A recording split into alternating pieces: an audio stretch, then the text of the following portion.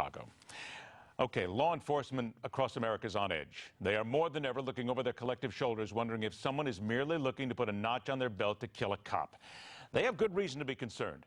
Groups and their offshoots, such as Black Lives Matter and other alleged activists, seek to foment more violence against police officers. Add to this things like a Sam Houston State University student by the name of Monica Foy, who's in deep kimchi after tweeting a suggestion that Officer Darren Goforth deserved to be shot because he had, in her words, creepy perv eyes.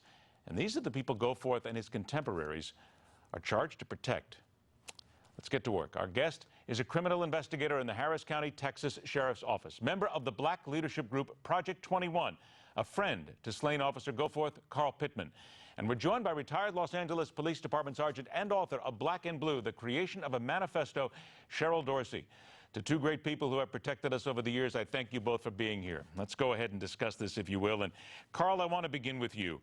Let's start with the words of the Attorney General, Loretta Lynch. I have spoken to a lot of cops today who are very unhappy that the Attorney General did not come out. She said things about protecting cops and not needing to kill cops, but they're still concerned. They're not happy. They say she needs to be more forceful. We need to be more powerful about this. And they think that basically she played politics on all this, saying that all people need protection, not focusing on cops. What do you think? Well, I think Attorney General Lynch is in some ways continuing the policies of Mr. Holder. And she's absolutely right. Everyone should be afforded protection and being able to be safe.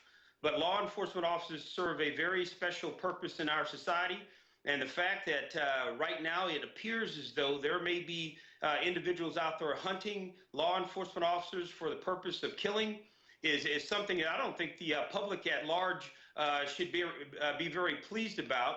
And because there's a very fine line between chaos and society being what we've come to know it as relatively safe. In your opinion, how close are we to crossing that line between chaos and society? Well, I think many of the people that are advocating some of these bad behaviors, I think that is still a small majority in this country. But what it's going to take is that silent majority to step up and say, we're not going to take this because this is our collective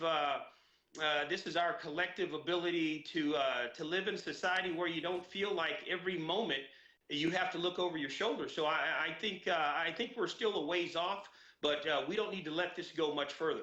Sergeant Dorsey, I know that you have been on the streets as well. You know what it's like there, and you see what's happening right now across America. To many people, there is a feeling that groups such as Black Lives Matter and others, they are homegrown terrorists. They are pushing this forward. They are holding marches saying, fry the bacon. And no matter one thing they say, just one, is just enough to push somebody over the edge and kill a cop. Would you agree with those people who feel that way? Well, no, I don't agree with that, Ed. I don't think it's fair to blame the Black Lives Matter movement for what's happened with Deputy Goforth. I think that we have one individual who did a very horrific thing, and there are certain elements of society that are just bound to commit criminal offenses. And so I don't think it's fair to broad blanket brush everyone who speaks out because of the injustices that are happening in the Black and brown community and somehow blame them for what this mentally ill young man did. And he is mentally ill. Granted, indeed he is, but what about this entitled arrogance, as I call it? Because we have people now stepping out of vehicles to confront officers, to push against them, to try to start physical confrontations with them now. It seems to be happening more now than ever before, and there are people who say, look, you can't just blame this on what has been going on for decades. Something's happening right now that's pushing the public forward to try and get the cops' ire up and start a confrontation. Well, you know, I can't speak to the intent of anyone who challenges a police officer. And of course, my best advice is to always comply with an officer's directive because they know things that you may not. And again, I don't think it's fair to blame the actions of one on the actions of all. And so I think what we're seeing is a frustration because of a lack of accountability on the part of bad officers who do things. And it would appear that it's manifesting itself in some kind of a retaliation, but I can't speak to that with any specificity or assurance. All right, let me get it to you, Carl, because we come down to then accountability. Look, I've said it on this show many times. I'll say it again right here. There are bad cops. You punish them. You fine them. But is this all about what has been happening through this lack of accountability, if you were? Or is there something else at work here that now has people seemingly looking, as I said earlier, to put the notch on the belt and kill a cop? Well, you know, it's something very strange, I think, is happening. We have a culture, particularly of younger people, who have come up in an environment where discipline has been lacking. And, you know, I do not believe that a police officer that goes out and acts badly, breaks the law, they should be treated, prosecuted just like anyone else. There should not be some different standard.